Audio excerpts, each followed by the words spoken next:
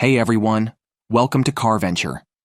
Today's video is a bit controversial, as I am going to name specific Toyota cars that I despise buying due to a number of reasons that I'll disclose one by one. Of course, controversial is understatement, considering that Toyota tops the market these days for vehicles that are considered ultra-reliable, efficient, and practical. So to say that some of its cars are bad can really draw some ire. But hey, I am just being objective here. Before I start, please don't forget to hit the like and subscribe buttons. Those little clicks are actually a big help for me in sustaining this channel and creating useful car-related content. Now let's start this rundown. Toyota Rush 2018 to present models. Now it's already obvious that on the surface, the Toyota Rush may appear as a small, budget-friendly SUV. But yes, it has some significant flaws that don't usually come out unless you start driving it. And that's pretty bad, considering that this car is marketed as a practical family vehicle. Once you get to know this SUV, you'll realize that the Rush is one of Toyota's most disappointing models, especially for the price. One of the reasons why I despise driving this SUV is its underpowered engine.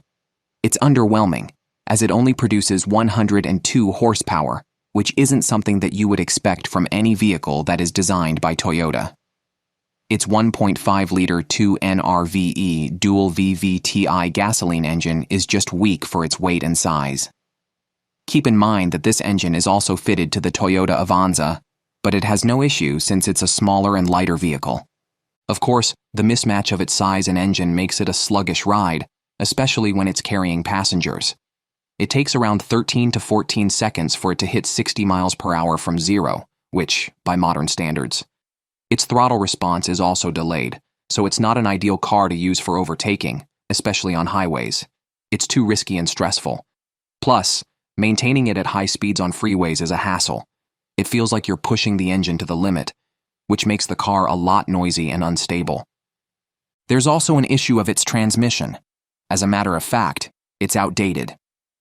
This thing either uses a 4-speed automatic transmission or a 5-speed manual transmission, both of which are lacking as compared to a 6-speed auto transmission or a continuously variable transmission. This causes multi-pronged problems, such as rough gear shifts and poor fuel economy. And yes, it also causes the engine to roar a lot. But these aren't the only issues on this SUV. Its ride comfort and suspension quality also suck. In particular, it uses a ladder frame chassis, body-on-frame, that it shares with the Daihatsu Terios and Toyota Avanza. This type of chassis is typically used in trucks and old SUVs, and is not meant for small passenger cars. Its front McPherson strut and a rear 5-link rigid axle with coil springs make its suspension system. And while it's true that this setup is good for rough roads, they aren't meant for highways or city streets.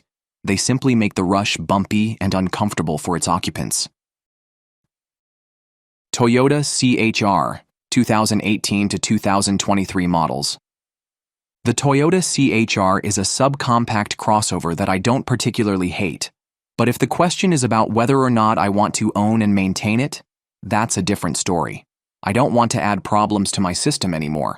So the idea of the CHR is that it's a Toyota SUV that is presented as a stylish, urban-friendly vehicle. It was supposed to compete with small crossovers, just like the Honda HR-V, Hyundai Kona, Kia Seltos, and Mazda CX-5, which, by the way, is a rapidly growing segment in the American market. On the surface, the Toyota CHR seemed like a decent package taken from Toyota's playbook. It's reliable and has a bold design. But sadly, the CHR is one of the worst cars Toyota has made in the past decade. It has serious mechanical flaws, poor driving dynamics, a lack of practicality, and outdated technology. For me, the biggest flaw of the CHR is its terrible engine performance, especially in markets like here in the US, Canada, and Europe, where it was sold with 2 small, underpowered engines. The one we have here in the US is a 2-liter 4-cylinder 3ZR-FAE engine, while in Europe, it's a 1.8-liter hybrid 8ZR-FXE engine. The 2-liter engine only outputs 144 horsepower, and the 1.8-liter hybrid variant maxes out at only 122 horsepower. Whether which powertrains you chose, they're certainly bad. The car takes over 10 seconds to reach 60 miles per hour, which is really slower than almost every other subcompact SUV in its class.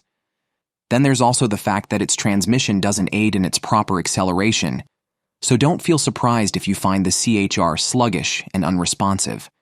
Moreover, the engine revs high without delivering much power, making the car feel slower than it already is.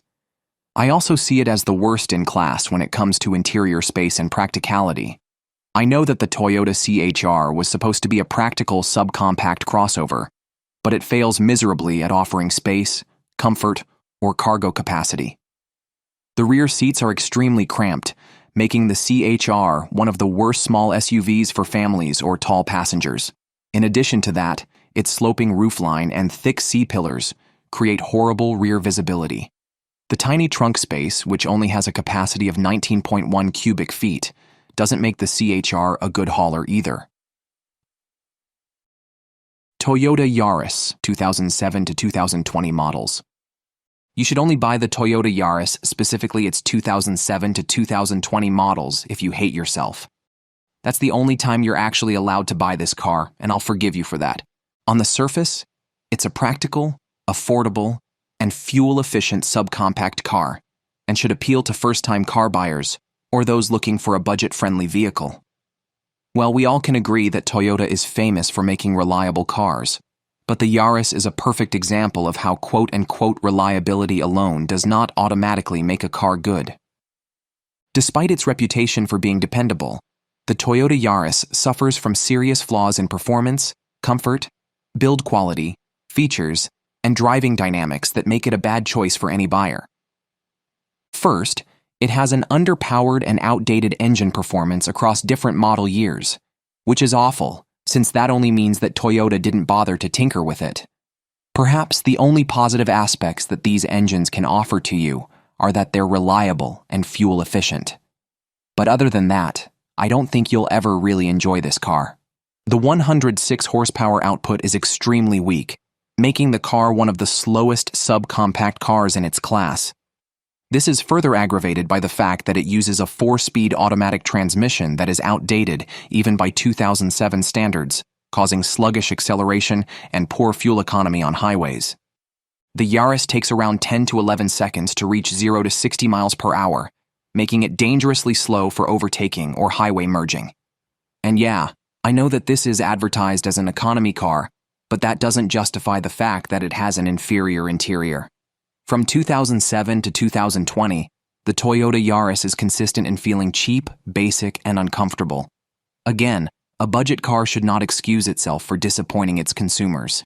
The dashboard is dominated by hard plastic, basically no soft-touch materials at all, while the thin fabric seats with little cushioning. Basic manual air conditioning knobs are just too awful. On rough roads, the poor suspension of Yaris makes it stiff and bumpy. There's also the fact that it has loud suspension noise over potholes, and you'll really hate sitting on its rear seats. They're uncomfortable because of the stiff rear torsion beam setup, which is a design I usually question. It's also important to note it has poor sound insulation, so the cabin isn't the most refined and quiet out there. Toyota Mirai, 2015 to 2020 models. Don't get me wrong, the Mirai is a stunning car for several reasons. First, this very thing is the first hydrogen fuel cell electric vehicle built by Toyota. Essentially, you can see this car as the company's attempt to kickstart the era of zero-emissions tech in the automotive industry. And that's where the second point gets in, since it also tells that the Mirai should serve as the blueprint for eco-friendly cars in the future, past the electric cars and all of that. However, despite these prospective deals that the Mirai offers, I still see it as one of the most flawed, impractical, and outright awful vehicles that Toyota has ever built. While the car was marketed as a technological breakthrough, it quickly became clear to the market, and not just only me, that the Mirai was plagued by major flaws in its drivetrain, infrastructure dependency, practicality, performance, and long-term value, making it a terrible choice for almost any buyer. The chief reason why it's a bad vehicle is its hydrogen fuel cell system. Essentially, it's a great concept, but the way it's executed wasn't polished. In particular, the Toyota Mirai uses a hydrogen fuel cell electric system instead of a gasoline engine or battery-powered motor like traditional EVs. Without specifying the nitty-gritty of how this system works, I can point out the immediate issues about it. I mean, it has very limited refueling stations, even here in the US and other Western markets. You can't just refuel its hydrogen tanks easily. Let me give you a context. In California, which is the only state where the Mirai was officially sold, there were around 50 hydrogen stations by 2020. Yes, you heard that right. Only 50. Across the entire California. Next, its fuel cell stack is extremely expensive to replace. If you damage it, for example, you should prepare around $35,000 or so, and that figure is something I know that you are not willing to shell out. Plus, hydrogen is not truly clean. Sure, feel free to argue with me on this. However, keep in mind that most of it is produced from natural gas or methane, making Mirai's quote-unquote zero emissions claim misleading to me. And even if I don't trash its hydrogen system, its performance is also bad. Let me tell you that the Mirai is slower than a Honda Civic, a Toyota Corolla Hybrid, and even other electric cars like the Nissan Leaf and Chevy Bolt. So yeah, this Toyota is pointless to own today. In the future, this narrative might change, but this time, just skip the Mirai entirely.